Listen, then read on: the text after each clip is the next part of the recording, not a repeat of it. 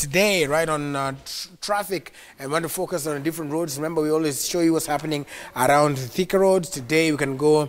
There's a little bit of a problem on Limuru. Yeah, Limuru Road. Iko hapo hivyo. You can see there's a lot of traffic all the way from Muthaiga hapo hivyo. Look at that. It goes all the way around, right there, all the way up to this particular area. And on the same applies Muranga Road as well.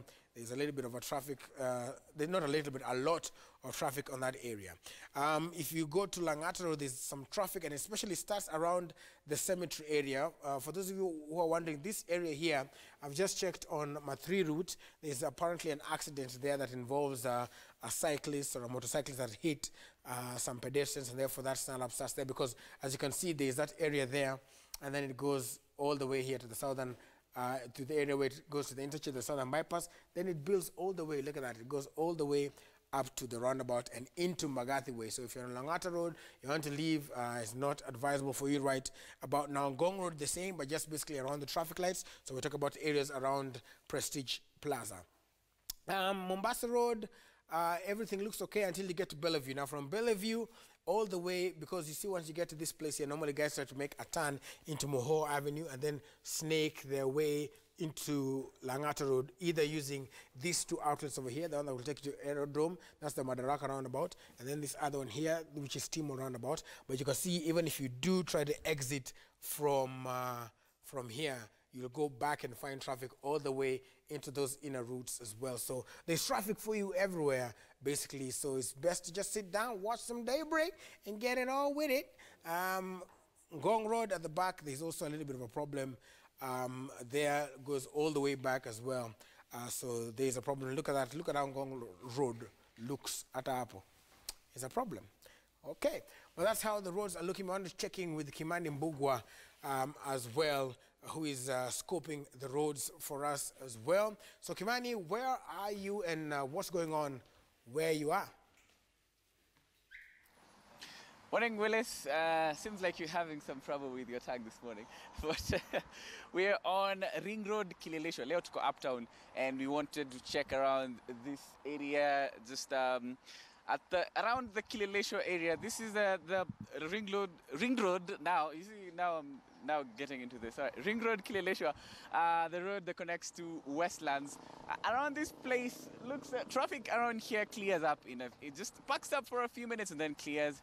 But before that, let me give you a brief of some of the big stories that involve traffic that we are following today. One of the biggest stories that we're following today, of course, it's the strike by digital taxi operators or drivers who yesterday were planning a mass action to strike and put their tools down, and kind of paralyze digital taxi operations. So if yesterday you were trying to catch a cab with either Uber, Taxify, Mondo, or one of the other digital taxi hail apps, it was difficult. But then it seems like the strike almost fizzled out yesterday, because it doesn't seem like they were very precise about what they were going to do, because most of them were just saying it's a strike, that they want their fares to be hiked. But then remember, in July, that is, there was an MOU signed between the digital taxi operators, that's the app developers, the drivers, and the Ministry of Transport.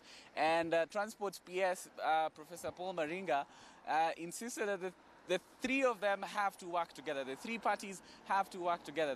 Nobody can raise the fares unilaterally. No one party can just decide, wake up one day and decide, this is what we're going to be charging today. So you cannot get a driver charge you more than they're supposed to on the app. And also the developers themselves, they cannot increase fares without consulting with the drivers and also with the ministry. Now they're supposed to have quarterly meetings to discuss this, and everybody's supposed to make presentations, both from the developer side, the drivers, and the ministry, of course, now represents the government. Now, Taxify had sent a message to some of their drivers telling them, they don't need to they don't need to ask passengers where they're going before they actually start the ride. Now, some of the drivers complained about that. They say that some of the areas around Kiambu and just some of the areas around Nairobi were not safe for them to drive. They said about 10 of their colleagues have been carjacked and have died since November last year. That is one story that we are keeping tabs for you. Yesterday we were at the Uber offices. They had closed their offices because they feared that the drivers were going to come and cause some commotion over there. But then that didn't happen. So we're still going to do a spot check there this morning and also Taxify, see what is the situation for the digital taxi operators. Most of them are operating. We've seen a few Uber Chap-Chaps still operating on the roads today. So that's one of the stories. The second story is if you own a Toyota Prius that was manufactured between July 2015 and May this year, you might be asked to recall that car by Toyota. Now, Toyota said that some of the Prius version of the Prius hybrid version is being recalled because of some of the faulty there was a fault in the wire harnesses that connect the power supply in the car that could cause fires. Now this is a serious problem and they have been forced to recall around 700,000 cars.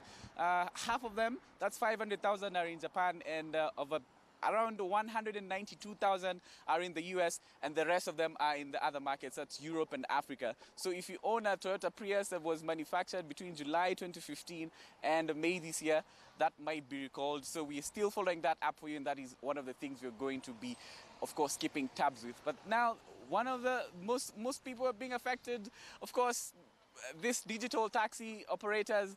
It's a very popular thing in Kenya, and we've seen new entrants into the market who are bringing competition.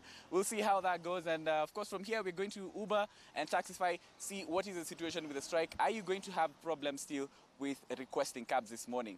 That is the situation with our big stories, but of course traffic will keep you updated with the next link where we're going next.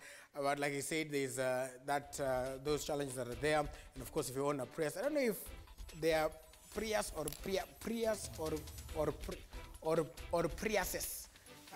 I don't know, what that is, but anyway, that's how, as far as that is concerned. And so let's just take a look briefly at what's happening in terms of Mathuri route. Just a brief in what's going on there. Like I told you, Okinyi Jack says there's an accident along Langata Road opposite KWS, Langata Cemetery entrance.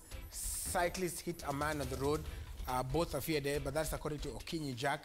I'm not going to zoom into that picture because it's very disturbing, so let's just leave it at that. But then, if this is what you're trying to allude to earlier on, Fred, about about Thika Road. Yes. Yes. Thika Road is always a problem. I can see that's the Utali Drift. Yes. Yes. This time of day. It's like a kayak. This is what the Matatu strike should have looked like. Oh yeah. The strike of get Kenyans to protest like this, at least for once. Yeah. But that's how it looks like in that regard, in terms of the super highway as well. Many people are approaching about it, are saying Kameshika. This is how Thika super highway looks like. It's a big problem, and I guess the challenge is that what happened is watu walihamia huko sana. So I don't know, because many guys wanasema ati si mzuri, Thika super highway siku hizi si poa, but it's a congestion. I don't know. I can see one update there at the very top about an accident. Yes, mtu wa boda boda amebona mtu na watu wamedai. That's according to that's what I was saying. That's according to them. That's Majimaji Kenya, who was tweeting motorists down. Another one again on 4th Avenue Ngong Road. Wow. Says motorists down, bleeding. Motorcycle accident at Langata Cemetery area. So that's how that is. But there was a very interesting tweet here that I wanted to read about Thika Road. Somebody described it. Here it is. It is by Kirundi Dire. Let me see if I can expand it. I can't expand it, but anyway, he says that Thika Road is just a poorly designed highway. Calling it a superhighway is an exaggeration, and this is where it gets interesting. It's actually designed like a mutura, fat in the middle, squeezed at both ends. And without proper dispersion of traffic, you race 40 minutes from Thika Road to Nairobi spent. So Thika Road side tutakuwa tunaita mutura. Fat in the middle. Shule itafungwa November. Squeezed hapo kando. Once schools are out, Thika Road becomes. When schools are out, the money you spend on traffic, you now spend on the children.